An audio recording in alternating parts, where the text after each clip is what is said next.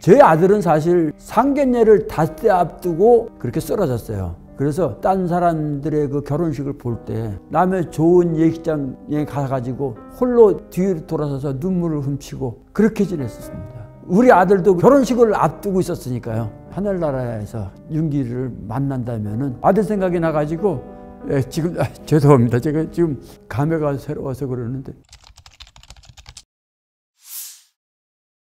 안녕하세요. 제 나이는 지금 75이고요. 공공기관인 한국장기조직기준으로부터 지식메이트라는 직함을 받고 온라인상에서 장기기준과 관련한 홍보 활동을 펼치고 있는 홍욱이라고 하고요. 온라인상에서는 제 이름보다는 윤길아빠라는 아이디로 많이 통하고 있습니다. 제가 8년 전이었습니다. 당시 33살 나이인 제 아들 윤길이는 중소기업의 간부로서 촉망받던 젊은이였습니다만은 어느 날 갑자기 뇌출혈을 일으켰습니다. 급히 병원을 옮겼지만은 그만 회복하지 못하고 뇌사 상태가 되고 말았고요. 저는 윤길이의 그 죽음을 너무나 안타깝게 생각한 끝에 장기 기증을 결정하기로 했고요. 그래서 6개의 장기를 기증하고 하늘나라의 별이 되었습니다.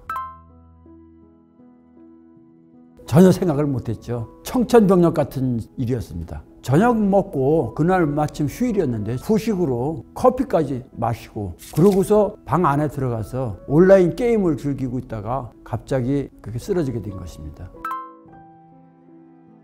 어렸을 때 머리가 한 번씩 아프다는 그런 말을 했었어요. 그때 당시만 해도 MRI까지 촬영을 해봤습니다. 병원에서도 별다른 증상이 없다는 거예요. 아마 성인이 되면 나아질 것이다 이렇게 말을 하더라고요. 그냥 무심코 지나간 거고 뭐 별다른 치료 같은 걸 할 수가 없었으니까요. 이제 군대 가서도 뭐 가끔 아프고 그랬을 땐 있었지만은 그때마다 이제 진통제 같은 것으로 치료를 했던가 봐요. 직장 생활을 할 때는 애가 참 효심이 깊은 아이예요. 머리가 아플 때가 있으면은 부모한테 말하기 좀 꺼려 해가지고 걱정할까 봐 진통제를 사다 먹고 하고 그랬던 것 같더라고요.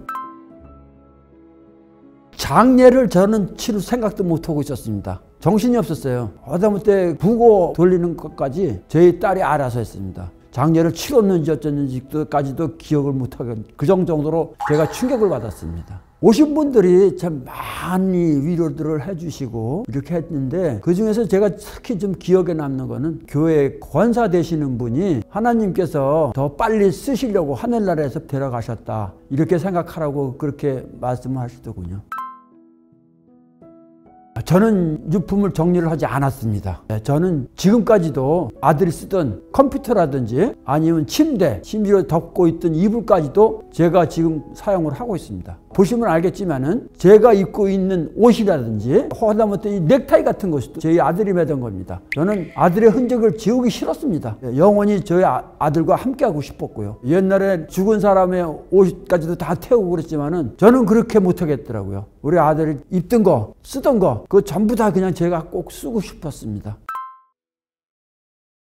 우리 윤길이는 어렸을 때서부터 부모 속을 썩이지 않고 자랐어요. 얼굴도 미남이고 풍채도 늠름하고 오죽하면 많은 사람들이 탤런트 시키라고 배우 시키라고 그런 말들을 했었습니다. 부모님한테 참 잘하고 집안에 기둥 역할을 했습니다. 사춘기 때에도 속 한번 썩이지 않고 늘 부모님을 걱정하는 착한 아들이었습니다. 그렇게 잘 자라왔는데 갑자기 이런 것을 당해갖고 너무 황망합니다. 도봉산 둘레길을 이렇게 같이 셋이 내려오다가 입구에 손으로 만드는 짜장면 집이 있었어요. 늘 그 짜장면 집에 같이 들려가지고 쟁반 짜장에다가 탕수육. 우리 아들은 짬뽕을 좋아하니까 짬뽕하고 이렇게 같이 해가지고 먹고 내려왔던 그런 기억이 아직도 생생합니다. 그래서 지금은 그 집 앞을 지나가지 못하겠더라고요. 아들 생각이 나가지고 지금 죄송합니다. 제가 지금 감회가 새로워서 그러는데 음식점 앞을 지나가지를 못해요. 도봉산의 둘레길을 이렇게 혼자 걷다가도 내려오면서 딴 길로 이렇게 돌아서 내려옵니다. 그런 생각이 가장 많이 나고 있죠. 제 지인의 아들이나 딸이 결혼식을 하잖아요. 그러면 이제 예식장을 제가 갑니다. 제 아들은 사실 상견례를 닷새 앞두고 그렇게 쓰러졌어요. 그래서 딴 사람들의 그 결혼식을 볼 때 우리 아들이 살았으면은 참 저렇게 늠름하게 예식장을 걸어왔을 텐데 그런 생각이 나는 거예요. 그래서 예식장에만 가면은 남의 좋은 예식장에 가가지고 홀로 뒤로 돌아서서 눈물을 훔치고 그렇게 지냈었습니다. 우리 아들도 결혼식을 앞두고 있었으니까요. 예, 그래서 가장 생각이 납니다. 저희 아들을 이렇게 떠나보냈으니까 그냥 잊어버리기를 바랬어요. 잊어버리고 좋은 사람 만나서 결혼해서 잘 살기를 바랬는데, 한 1년 전에 저희 아들이 이제 추모공원에 이제 유골함을 해놨는데요. 그 유골함 앞에 꽃송이가 붙여 있더라고요. 우리 아니면 꽃송이를 붙여놓을 사람이 없었어요. 제 아내가 혹시라도 아무래도 전화를 해봤습니다. 생전 전화 안 하다 전화를 해봤더니 맞다고 어떻게 알았냐고 그러더라고요. 그래서 근데 너무나 좀 한편으로는 고맙기도 하고 잊지 않고 있었다는 데서 또 한편으로는 안타까운 마음도 들었습니다. 그냥 깨끗이 잊고 새 출발하고 잘 살고 있는 모습을 보였으면 더 좋았을 것 같은 그런 마음도 들었습니다. 아직까지 결혼을 안 하고 있더라고요.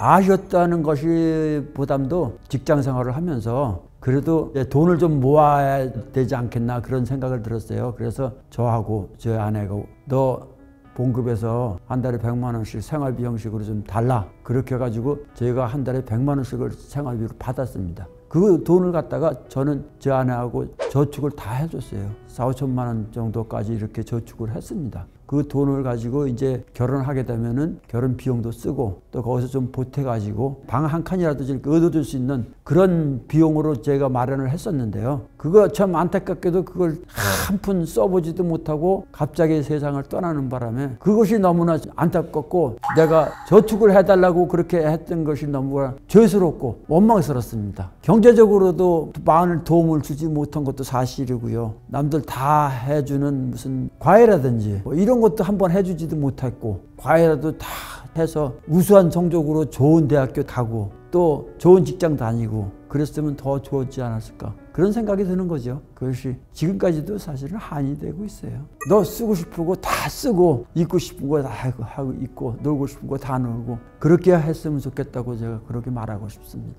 제 아들이 키가 180 정도나 됐습니다. 예, 엄청 컸기 때문에 늘 도봉산 둘레길을 갈 때는 제 엄마의 어깨를 이렇게 감싸 안고 이렇게 하고 다녔거든요. 지금도 지금 눈에 생생해요. 그래서 혹시라도 참 살아 돌아온다면 그 아들과 같이 이렇게 도봉산 둘레길 걷던 그것을 다시 한번 걸으면서 재미있고 아기자기한 얘기 그런 말을 하고 싶었거든요.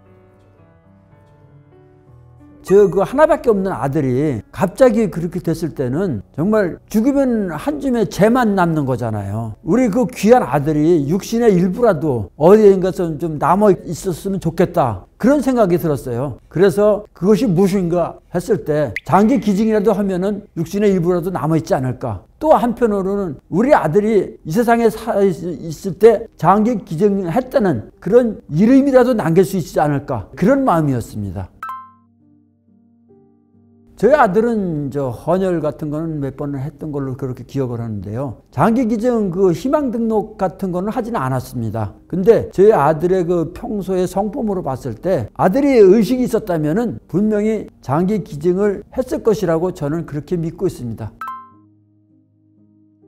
우리나라 법률에서는 기증자와 수혜자 간의 서로 간의 인적사항을 알지 못하게 하고 있습니다. 법률로 규제를 하고 있고요. 지금은 그래도 조금 법률이 완화가 돼가지고 서로 간에 서신 교환을 할 수 있습니다. 그렇지만은 직접적인 교환을 못해요. 중간 매체를 통해 가지고 서신 교환이 가능한데 그것이 직접적인 서신 교환이 안 되다 보니까 그것까지도 좀 어렵습니다. 제가 실질적으로 그 서신 교환이라도 했다는 그런 가족을 보지 못했습니다. 참 꿈속 같은 얘기죠.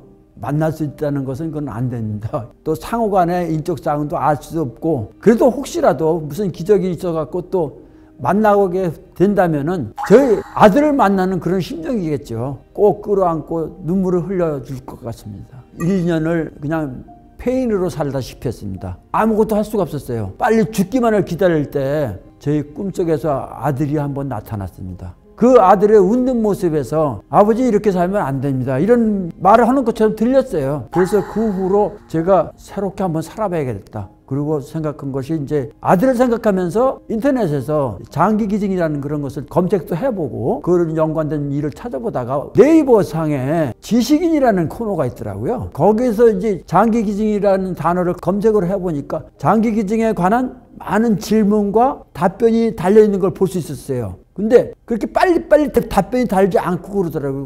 그럼 나도 이렇게 여기다 답변을 한번 달아보면 어떨까 해가지고서 그때서부터 제가 이제 장기 기증과 관련한 단일 키워드를 가지고 답변을 달기 시작했는데요. 지금 현재는 제가 한 5, 6년 사이에 약 4,300건이 넘는 답변을 달 수 있었고요. 그래서 지금 저는 달신이라는 그 신의 등급을 받고 있습니다.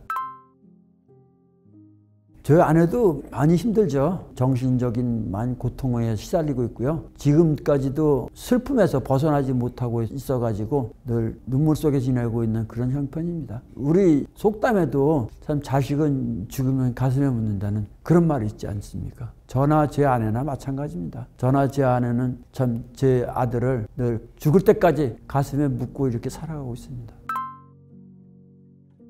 제 아들 생각하는 것은 뭐 지금도 변함이 없어요. 그리고 저도 나이가 꽤 먹었지 않습니까? 마지막으로 좀 제가 좀 해보고 싶은 일을 하나 하고 있습니다. 자서전을 쓰는 것인데요. 제 아들의 그 일을 연관돼 가지고 저희 심정이라든지 한 권의 책이라도 좀 남기고 싶다 해가지고 아마 올 연말 정도 되면은 그 자서전도 하나 발간이 되지 않을까. 그 자녀를 먼저 보낸 사람들이 가장 큰 슬픔을 가지고 살고 있는 것 같아요. 그것을 조금 좀 희석시킬 수 있는 것이 뭔가 했더니 같은 처지에 비슷한 처지의 사람들을 만나고 얘기하고 그런 동질감을 가질 수 있는 것이 필요하다고 저는 생각하고 있습니다. 그래서 그렇게 서로 얘기 나누다 보면은 이해를 할 수 있고 서로의 마음을 다독일 수 있는 그런 계기가 되지 않을까 해서 그 같은 아픔을 가지고 있는 그런 유가족들끼리 서로 만나고 얘기하고 계기가 됐으면 좋겠다고 그렇게 생각하고 있습니다. 다시 한번 제가 아버지로 태어나고 싶어요. 왜냐하면 제가 참 해주고 싶은 거 제대로 못 해줬습니다. 그래서 해주고 싶은 거 다시 한번 제가 마음대로 하고 싶은 것 하고 살아라고 그렇게 하면서 제가 아들을 키워가 보고 싶습니다. 글쎄요, 윤길이가 과연 제 말을 들을 수 있을지 모르겠습니다. 윤길이의 장기 기증은 어떻게 보면은 윤길이 뜻이 아니었을지도 몰라요. 만약에라도 이제 이 세상을 하직하는 날이 온다면 하늘나라에 가서 우리 윤길이 만나서 윤길아, 참 아빠가 아빠의 생각으로 장기 기증했는데 내가 미안하다, 용서해다오, 이렇게 제가 말하고 싶습니다. 하늘나라에서 윤길이를 만난다면은 이 세상에서 짧은 가족이었잖아요. 짧게 산 가족이었는데 우리 이제는 헤어지지 말고 또 다시 새로운 가족으로 같이 잘 살아보자, 이렇게 좀 부탁하고 싶습니다.